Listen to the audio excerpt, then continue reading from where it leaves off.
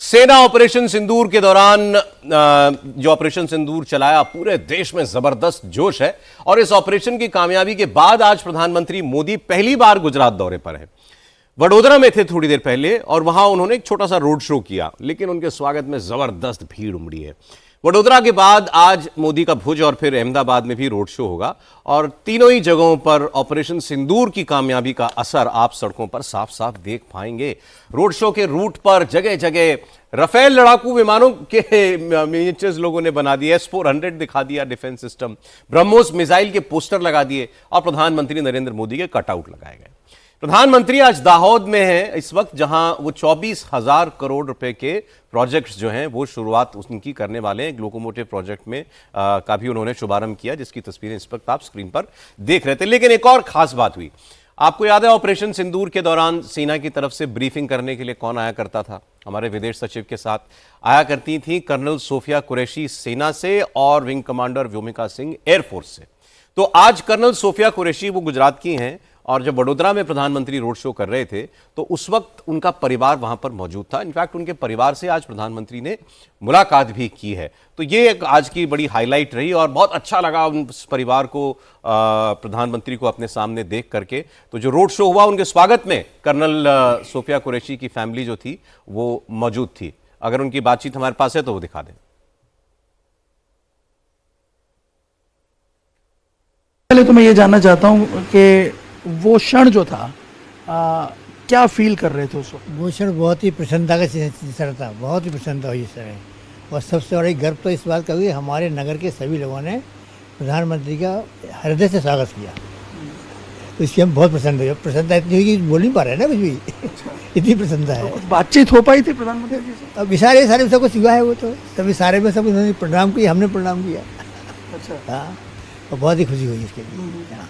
तो क्या आप लोगों को पहले से था अंदेशा कि प्रधानमंत्री जी मिलेंगे या आप भी इसी तरह स्वागत करेंगे? ऐसा अंदेशा नहीं था, लेकिन मालूम पड़ा। हाँ, वो मालूम पड़ा कि अब वो आएंगे तो मिलेंगे जरूर, और वो मिले। हाँ। तो ये एक अपने आप में बड़ी गौरवान्वित करने वाली बात है। और एक माँ के लिए इससे बड़ी खुशी क्या हो सकती है कि उसकी बेटी एक ऐसा ऑपरेशन जो कि काफ़ी क्रूशल था देश के, अगर हम स्ट्रेटेजिक पॉइंट ऑफ व्यू से भी देखें, उसके बारे में वो ब्रीफ करने जब पहली बार मीडिया से मुखातिब हुई, तो उस वक्त आप के मन में क्या चल रहा था? जब पहली बार आए, हम लोगों ने टीवी खोला, देखा तो बहुत खुशी हुई क्योंकि मेरे एकदम अचानक ऐसा देखकर शॉट लगा दिया कि क्या हुआ देखो। और उसके बाद में बहुत खुशी हुई कि जो हमारी बहनों के सिंदूर जो थे उनका बदला लिया, बहुत अच्छा हुआ। और ये हमारी बेटियों के लिए नहीं, पूरे देश की बेटी है और उसके लिए हमारे गर्व है बहुत। और आज हमने देखा कि प्रधानमंत्री ने खुद उस चीज़ को एक तरह से एक्नॉलेज किया जब वो आप लोगों से आकर के मिले। हाँ, ये भी बहुत खुशी की बात है कि प्रधानमंत्री आए, हम उनसे मिले और उनके लिए ही हम लोग स्वागत के लिए वहाँ पहुँचे थे और उनसे मिले, बहुत खुशी हुई। उन्होंने हमें स्वागत किया और कुछ बोला भी कहा, लेकिन शोर इतना तो समझ नहीं आया करके इशारे शहरों में उन्होंने, हाँ ऐसा बहुत कुछ कहा है उन्होंने, इशारे शहरों में भी बहुत कुछ कहा है उन्होंने। ऑपरेशन सिंदूर किया गया, जिसका पार्ट ब्रीफिंग में मेरी सिस्टर थी कर्नल सोफिया कुरैशी। तो उन्होंने उस सिंदूर के ज़रिए, क्योंकि लेडीज़ को हार्म किया था, लेडीज़ को दुखी पहुंचाया था, तो लेडीज़ और जो टेररिज्म जो आके मार के गए थे उनको ये बता दिया कि आप लेडीज़ की तरह हमारे यहाँ टेररिज्म एक्ट फैला है तो फैला नहीं सकते, कंट्री हमारी पीसफुल है, आप ऐसा कुछ वहाँ कर नहीं सकते। दूसरा, आपने सिंदूर को उजाड़ा है, तो उसका बदला जो है सिंदूर के ज़रिए फीमेल के थ्रू ही डिफेंस सिस्टम के थ्रू विदाउट एनी कैजुअलिटी लिया गया, जो बहुत ही अपने आप में बहुत ही बड़ी जो है अचीवमेंट्स है। कर्नल सोफिया कुरैशी का परिवार वाकई बहुत खुश है, प्रधानमंत्री उनसे आकर के मिले। विंग कमांडर व्योमिका और कर्नल सोफिया जो हैं, इनको ब्रीफिंग करने के लिए भेजना वो भी एक संदेश था कि हमारी नारी शक्ति जवाब दे रही है इस वक्त पाकिस्तान को, और पूरे भारत की बात दुनिया को बताने के लिए, हमारा मैसेज पहुंचाने के लिए। आपको मालूम है कि हमारे ऑल पार्टी डेलीगेशंस जो हैं वो अलग अलग देशों में इस वक्त गए हुए हैं, तो वो वहां जाकर के जो बात कह रहे हैं और कैसे वो बात रिसीव की जा रही है, उसका असर कितना हो रहा है, जरा इस पर हम लोग बात कर लें। तो मैं आपको 2-3 बयान जो है सुनवाना चाह रहा हूं और फिर अपने गेस्ट से हम बात करते हैं। सलमान खुर्शीद कांग्रेस पार्टी से, शशि थरूर कांग्रेस पार्टी से इस डेलीगेशन का हिस्सा हैं, अभी जो वहां पहुंचे हुए हैं। असदुद्दीन ओवैसी हैं, गुलाम नबी आज़ाद हैं और बीजेपी की बांसुरी स्वराज हैं। बांसुरी स्वराज की बात जो है वो आपको हम सुनाते हैं। इस कांगो में है बांसुरी स्वराज।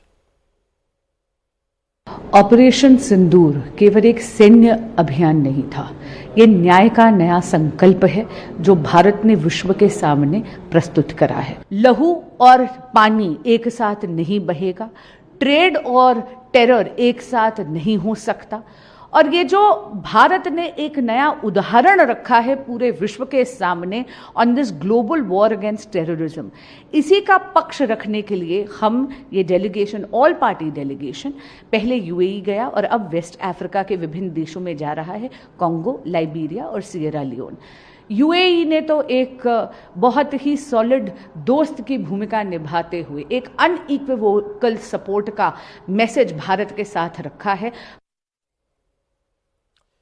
पहलगाम हमले के बाद ऑपरेशन सिंदूर और उसकी कामयाबी दुनिया भर को बताने के लिए डेलीगेशन इस वक्त अलग अलग मुल्कों में, दुनिया के हर कोने में, और पाकिस्तान का असली चेहरा दुनिया के सामने लाने के लिए अपनी बात रख रहे हैं। भारतीय प्रतिनिधियों का साफ तौर पर यह कहना है कि भारत ने किसी मिलिट्री या सरकारी जगह को टारगेट नहीं किया पाकिस्तान में, हमने सिर्फ आतंकी ठिकानों पर हमला किया था। और ये डेलीगेशंस विदेश में ये भी बता रहे हैं कि भारत का मकसद युद्ध करना नहीं था, बल्कि हमारी कार्रवाई सिर्फ आतंक के खिलाफ थी। India sent a clear message, number one, that it was not going to take terror lying down, it would answer, but equally that by delivering very precisely calculated, calibrated strikes on very specific targets, it was also sending a message that this was not meant to be the opening salvo in a protracted war, but just an act of retribution, that we were prepared to stop with that act. In other words, not just in other words, it was officially conveyed. There is a regular hotline between the two Directors General of Military Operations. The message was conveyed that this was the intent, that it was pointed out that no military targets, no civilian targets, and no governmental targets had been hit, not even by accident, and that the message therefore had been delivered exactly and precisely to the terrorists and their hand. Shashi Tharoor, देखा आपने, अभी New York में बात कर रहे थे और बांसुरी स्वराज बता रही थी कि हम लोग गल्फ कंट्रीज से होकर अपना मैसेज देख करके आए। उन्होंने बहुत वहाँ पर लोगों ने खूब भारत के पक्ष को बड़ी अच्छे से सुना है और माना है। वो हमारे साथ इस लड़ाई में जो है वो खड़े हुए हैं। बहल साहब, ये मैसेज इसलिए भी ज़रूरी है क्योंकि पाकिस्तान दुनिया भर में विक्टिम कार्ड प्ले कर रहा है कि भाई भारत ने हम पर हमला कर दिया, मेरी सोवेरेनिटी का उल्लंघन किया, इसलिए हमने भी पलटवार किया। तो ये डेलीगेशन जाकर के बताना ज़रूरी भी है कि हमने अग्रेसर पाकिस्तान था, पहला हमला हम पे पहलगाम में हुआ था, हमने उसका जवाब दिया। पाकिस्तान ने ये लड़ाई जो है वो 4 दिन की लड़ाई फिर उसने शुरू की। बहल साहब, बिल्कुल सही कह रहे हैं आप। अब देखिए बहुत ध्यान से, तो ये ऑल पार्टी डेलीगेशन और कई जैसे ऑपोजिशन लीडर भी लीड कर रहे हैं इसको, जैसे कि यूएसए को शशि थरूर, उनकी आपने स्पीच भी सुनी, और कतार में सुप्रिया सूले, और रशिया के लिए कानिमोजी, और ओवैसी भी पार्ट ऑफ डेलीगेशन है जो मिडिल ईस्ट के कुछ कंट्रीज में गए, जहां पे उन्होंने बहुत क्लियरली ये दर्शाया है कि इस्लाम में कहीं पे भी नहीं लिखा कि हमें इनोसेंट्स को मारना है। दूसरी चीज है कि हम एक मैसेज भी दे रहे हैं पूरे वर्ल्ड को कि हम सारे यूनाइटेड हैं पार्टीज इसके अंदर। ऐसा नहीं है कि आप एक आधा कोई स्टेटमेंट किसी का लेके कुछ बोल सकते हैं, सारी पार्टीज यूनाइटेड हैं जहां भारत के ऊपर या भारत की अस्तित्व पे कोई भी खतरा आता है। दूसरी चीज है, हम युद्ध नहीं चाहते हैं, यह मैसेज सभी ने क्लियरली दिया, हम युद्ध नहीं चाहते। उन्होंने बताया कि पहलगाम हमला कैसे हुआ, कैसे धर्म के आधार पे लोगों को उनकी फैमिलीज के सामने मारा गया, और कैसे उसके पीछे पहले क्लेम टीआरएफ ने लिया था। यही शशि थरूर की आगे की स्पीच में क्लियरली बताते हैं कि पहले टीआरएफ ने क्लेम लिया, पर जैसे ही भारत का जब प्रेशर बढ़ा तो उन्होंने विड्रॉ किया, लेकिन पहले 3 दिन में क्लेम तो टीआरएफ ने ही लिया था, और वो लश्कर तैयबा का फ्रंट है। उन्होंने बड़ा क्लियरली हाईलाइट किया कि कई अमेरिकन भी इसमें इफेक्टेड थे जो पहले इन हमलों के, वही जो टेरर एलिमेंट्स है जैसे लश्कर तैयबा हो गया, जैश ए मोहम्मद हो गया, वो सारे इन्वॉल्व थे इनके अंदर। और उन्होंने क्लियरली ये भी मैसेज दिया कि जिनको हम ग्लोबल टेररिस्ट कहते हैं, जिनके ऊपर अवार्ड लगे हुए हैं, जैसे हाफिज सईद है, नाम उन्होंने हाफिज सईद का नहीं लिया, लेकिन जैसे ये है, मैं एग्जांपल दे रहा हूं, ऐसे लोग तो अमेरिका के भी वांटेड हैं, तो भारत ने तो उनको नहीं वांटेड बोला ना, उनको तो वही बोल रहे हैं। अच्छा, ये वहां जा रहे हैं, इंडियन कम्युनिटी से भी मिल रहे हैं ये डेलीगेशंस, वहां की जो सरकारें हैं उनके प्रतिनिधियों से मिल रहे हैं, वहां के राजनयिकों से, डिप्लोमेट से एंगेज कर रहे हैं खुद को, तो प्रेस कॉन्फ्रेंसेस कर रहे हैं जगह जगह जाकर के। तो एक कंसर्टेड वे में पूरी दुनिया में आपका मैसेज जा रहा है। लेकिन फिर भी जनरल साहब, सिन्हा साहब, भारत में कुछ लोग कह रहे हैं कि इससे क्या हासिल होगा, क्या क्यों जरूरी है हमारी ये डिप्लोमेटिक आउटरीच? देखिए, आज के दिन में सौरभ सबसे इम्पॉर्टेंट है कि आप नैरेटिव किस तरह से बिल्डिंग करते हैं 21st सेंचुरी में। It is not only information warfare से आप जीत सकते हैं, आपकी नैरेटिव कैसे चलती है, और कंट्री इसी से इमर्ज होती है। देखिए, आप पूरी जगह देख रहे हैं world is at war, but सब लोग नैरेटिव को बनाते हैं। अभी हम नैरेटिव को ऐसा बिल्डिंग, और हमारी सॉलिड उसकी प्रूफ है। अभी आपने दो दिखाए, एक आपने पहले दिखाया बांसुरी स्वराज को जो कांग्रेस की हैं, शशि थरूर, सॉरी बीजेपी की हैं, और दूसरा जो आपने दिखाया शशि थरूर कांग्रेस की हैं।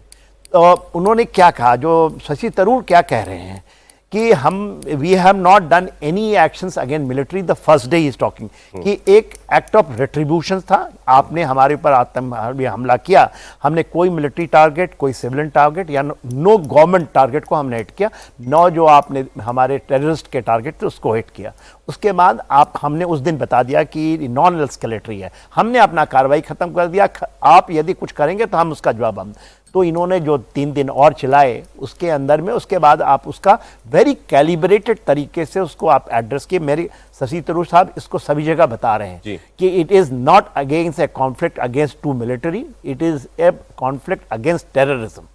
और फिर हम बांसुरी स्वराज को सुन रहे हैं, उन्होंने जो बड़ी बात कही कि जिस तरह से यूएई में हमें सपोर्ट मिला वो तो खुल के सामने आ गया, और ख़ास करके टेररिज्म के ऊपर में बहुत बड़ा बयान उसका आया है।